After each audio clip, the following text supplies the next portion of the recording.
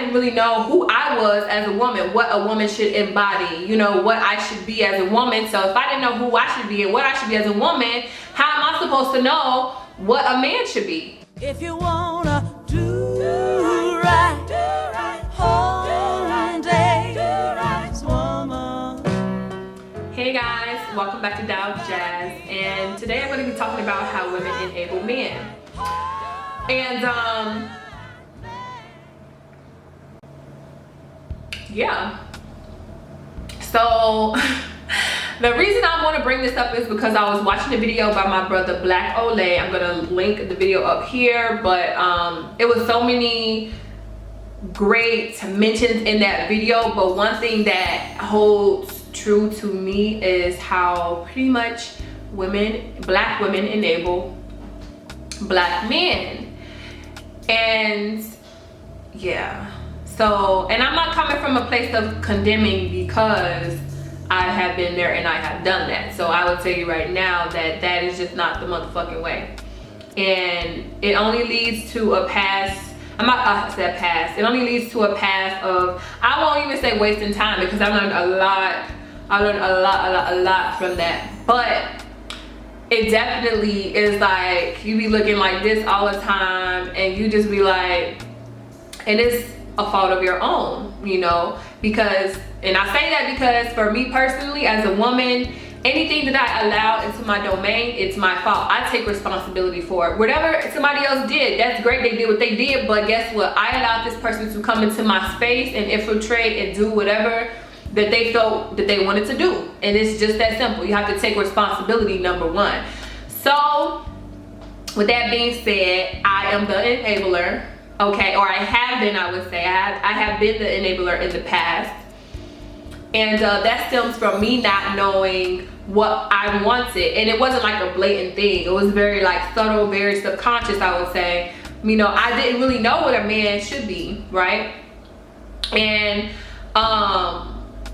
the reason I didn't know that is because I didn't really have, like, even if you have a father in your life, that doesn't mean that this father will be the best example to you, right? Yeah, you can have a good father, but he has certain ways, as he is human, that are not impressionable, I would say.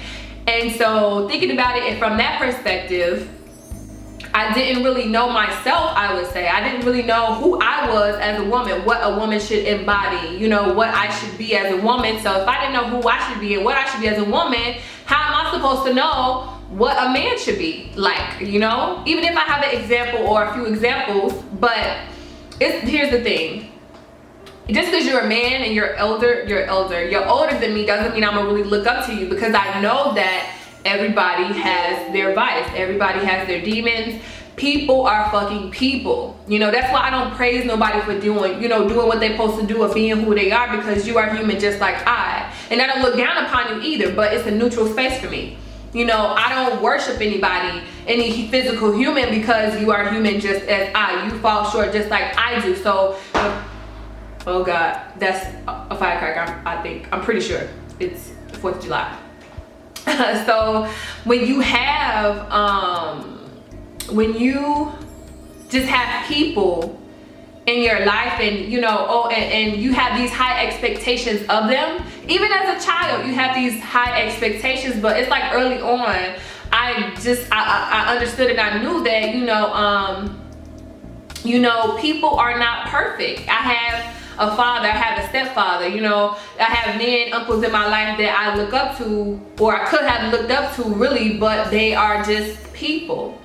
And then, like, I used to forever, for a very, very, very long time, I used to think that my mom was just like right about every single thing, right? Until I got to know myself. And I'm not saying she's wrong. I love my mom. Like, my mom is every fucking thing. My mom is everything. But what happens is that I grew into myself and I understood what was correct for me. You know, you see, she had these expectations of me that I didn't even have for myself. And so once I got to know myself, I understood that, okay, this is not really what I want. Even though my mom wants this for me, you know, this is just not it. And so she claims that I'm rebellious, so I've been rebellious for a long time, but I don't really know. I don't even think I was purposely trying to be rebellious. I was just trying to do what was comfortable to me, what I liked. Was that always great? Or Was it always beneficial to me? Maybe, maybe not. I'm not saying I made super horrible decisions, but it was just like, you know, growing up. And her being my mom, she's going to have these expectations for me. She's going to hold me to a certain standard. But at the end of the day, when I got to know myself, I understood. I'm sorry, I'm trying to get back on track, y'all. When I got to know myself, I understood the type of man that I wanted and that I needed to be around, or that I should look to, you know. And so the same thing applies to us enabling men. We only enable men because we have no idea. We have no fucking idea of our placement on this earth as women. You know, men are necessary and women are necessary. Simply put, you know, and the thing is that, like his video says, we have to learn to love the masculinity of men.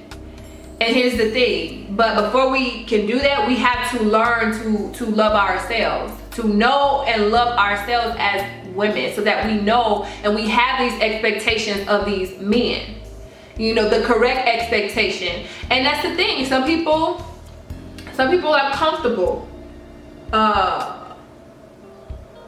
some people are comfortable, and I'm gonna leave it at that. But I just wanted to talk about that really quick because it's muy importante, if I said that right. Like, it's just important. And yeah, y'all, I want us all to be on one accord when it comes to knowing our placement. You know, people blame shit on women and then people blame shit on men, but at the end of the day, we are people, we have our place, and we need to things to coincide. So that's all, guys. Yeah, so thank you guys for watching. Stay at peace and okay. That part. Beggars can't be choosers.